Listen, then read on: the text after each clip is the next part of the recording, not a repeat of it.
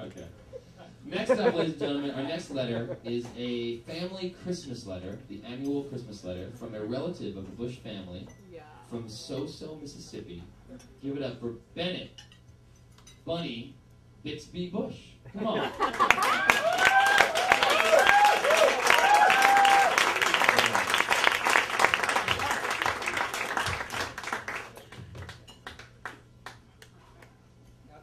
I do know somebody who does a really good Brazilian if you ever want to wear that outfit.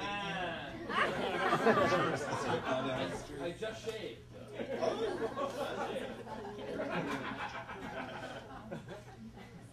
From the desk of Bennett, Bambi, Bush-Bixby. Dear Laura, George, and the twins.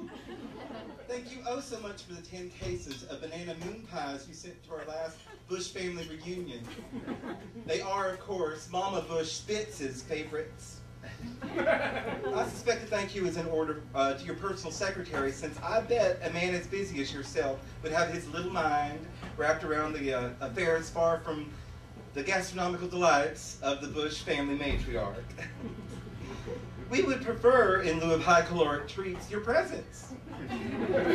But since that fails to materialize, much like the second coming, I suppose we'll just have to chuck it up to yet another one of life's grand disappointments.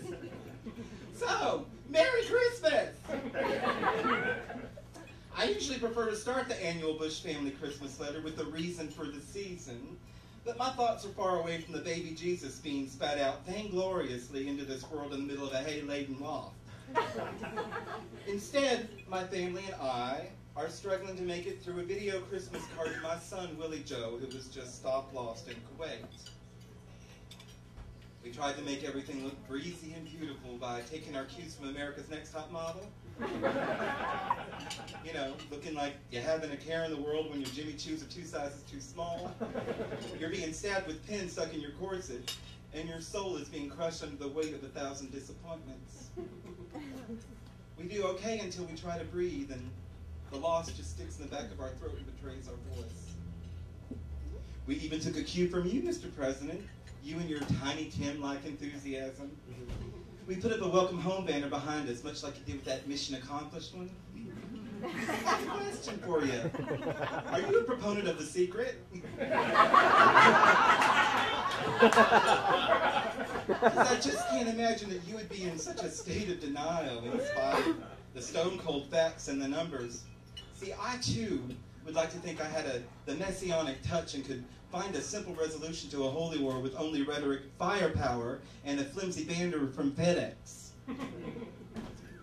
Oh, I'm forgetting to wrap up all the things we enjoyed in the entertainment field this year. Books, who has time working 2 jobs because of the mortgage and gasoline. Movies, too expensive and I can watch real vivisection videos on the internet. Television, that nutty Britney. Music drowns out the noise from all of the above. Next. Wow, I didn't expect this annual Christmas letter to be such a bummer. So why don't I just write about the one good memory I had this past year? The reunion.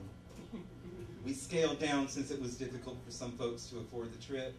Now, I'm not being malignant. I'm just setting the scene here. To be honest, having the evening sparsely attended made it seem all the more important. Did you know that the Bush family were part of a huge tribe once?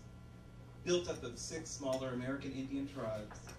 Well, I didn't either, and it took my little niece Babette to open my eyes and ears to it. I say little, but she's extensively researched. I plan to qualify for a college scholarship while her family's rebuilding her home. From Katrina, you know, that nasty little incident. She was able to divine as much as she could from letters and public documents and the oral history passed on from the elders that are still here. She had all these large graphs and charts pinpointing how we were related to kings and movie stars, favorite authors and congressmen, some decent.